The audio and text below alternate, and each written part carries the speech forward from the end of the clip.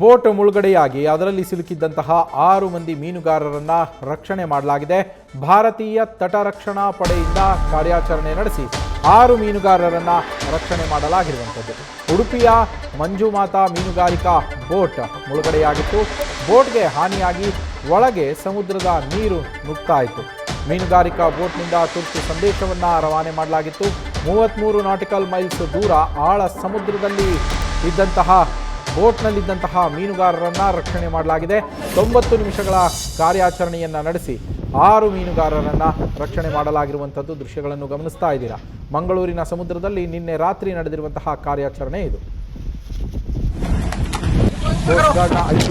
ನಮ್ಮ ಪ್ರತಿನಿಧಿ ಕಿರಣ್ ಫೋನ್ ಸಂಪರ್ಕದಲ್ಲಿದ್ದಾರೆ. ಕಿರಣ್, ಸದ್ಯ ಕರಾವಳಿಯಲ್ಲಿ ಮೀನುಗಾರಿಕೆಗೆ ನಿರ್ಬಂಧವನ್ನ ಹೇರಲಾಗಿತ್ತು. ನಿರ್ಬಂಧ ತೆರವಾಗಿ ಮತ್ತೆ ಮೀನುಗಾರಿಕೆ ಶುರುವಾಗಿದೆಯಾ? ಇವರ ಬೋಟು ಮುಳುಗಡೆ ಆಗಿದ್ದು ಹೇಗೆ? ನವೀನ್, ಈಗಾಗಲೇ ಕರಾವಳಿ ಭಾಗದಲ್ಲಿ 2 ತಿಂಗಳ ಮೀನುಗಾರಿಕಾ ರಜೆ ಇದೆ. ಮೀನುಗಾರಿಕೆಗೆ ನಿಷೇಧ ಹೇರಲಾಗಿದೆ. ಅದು ಆಳ ಸಮುದ್ರದ ಮೀನುಗಾರಿಕೆ. ಆದ್ರೆ ನಾಡದೋಣಿ ಮೀನುಗಾರಿಕೆಗೆ ಆ ನಿರ್ಬಂಧ ಇಲ್ಲ. ಯಾಕಂತ ಹೇಳಿದ್ರೆ ಸಮುದ್ರದಿಂದ ಒಂದು 30 ನಾಟಿಕಲ್ ಮೈಲ್ಸ್ ಅಥವಾ 20 ನಾಟಿಕಲ್ ಮೈಲ್ಸ್ ಅಲ್ಲಿ ಮೀನುಗಾರಿಕೆ ನಡೆಸಲಾಗುತ್ತೆ.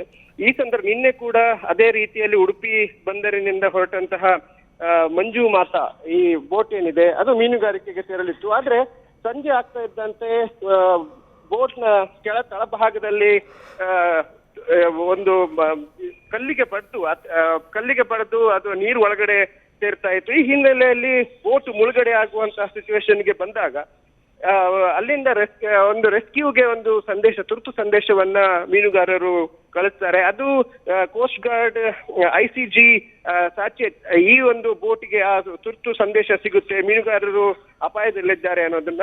ಈ ಹಿನ್ನೆಲೆಯಲ್ಲಿ ಕೋಸ್ಟ್ ಗಾರ್ಡ್ ICG ಸಚೇತ್ ಈ ಒಂದು ಕಾರ್ಯಾಚರಣೆ ನಡೆಸುತ್ತೆ. ಅದು ಕೂಡ ರಾತ್ರಿ ಹೊತ್ತು 6 ಗಂಟೆಗೆ ಮೆಸೇಜ್ ಸಿಕ್ಕಿರುತ್ತೆ. ಅದರ ನಂತರ ಸರಿಸುಮಾರು 90 ನಿಮಿಷದಲ್ಲಿ ಈ ಬೋಟ್ ಅನ್ನ ಅವರು ಐಡೆಂಟಿಫೈ ಮಾಡಿ ಟ್ರ್ಯಾಕ್ ಮಾಡ್ತಾರೆ. ಅದರ ನಂತರ ಅಲ್ಲಿ ಹೋಗಿ ಕಾರ್ಯಾಚರಣೆ ನಡೆಸ್ತಾರೆ. ಕೋಸ್ಟ್ ಗಾರ್ಡ್ ಸಿಬ್ಬಂದಿ ಕಾರ್ಯಾಚರಣೆ ನಡೆಸಿ ಅಲ್ಲಿದ್ದಂತ 6 ಮಂದಿ ಮೀನುಗಾರರನ್ನ ರಕ್ಷಣೆ ಮಾಡ್ತಾರೆ. ಅದು ಕೂಡ ಒಂದು ರಿಮೋಟ್ ಆಪರೇಟೆಡ್ ಲೈಫ್ ಜಾಕೆಟ್ಸ್ ಗಳನ್ನ ಯೂಸ್ ಮಾಡಿಕೊಂಡು ಈ ಒಂದು ಆಪರೇಷನ್ ನಡೆಸಲಾಗುತ್ತೆ. ಕತ್ತಲಲ್ಲಿ ಸಮುದ್ರದಲ್ಲಿ ಕಾರ್ಯಾಚರಣೆ ನಡೆಸುವುದು ತುಂಬಾ ಅಪಾಯಕಾರಿ. ಆದ್ರೂ ಕೂಡ ಕೋಸ್ಟ್ ಗಾರ್ಡ್ ಸಿಬ್ಬಂದಿಗಳು ಈ ಒಂದು ಕಾರ್ಯಾಚರಣೆ ನಡೆಸಿರುವಂತದ್ದು. Naveen, thank you Kiran.